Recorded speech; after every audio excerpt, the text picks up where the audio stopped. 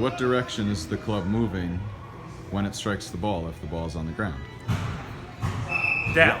At the point of impact, it's moving down. So where relative to the ball does the club hit the ground?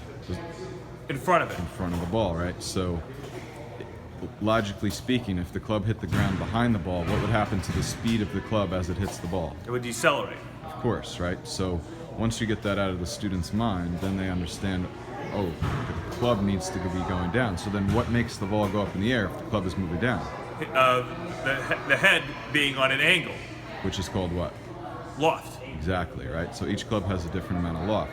Now the sand wedge, everybody knows what their sand wedge loft is because it's printed on the club. Right.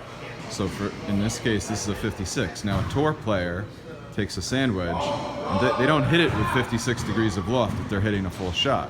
What do they do to it? They de-loft it. They de-loft it, and the average player tends to do what with it? Increase the loft. Add loft. So the tour player takes off loft, which does what to distance? Increases your distance. And it lowers your flight, Trajectory. right?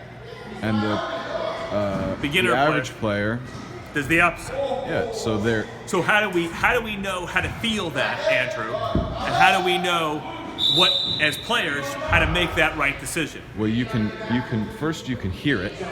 If you're on a mat, you can hear that perfect sound, right? Or you'll hear two sounds.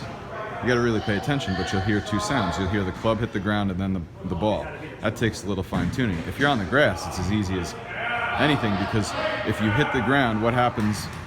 If you hit the ground before the ball, what happens to the shot? You hit it fat. You hit it fat. So what's the quality of the shot?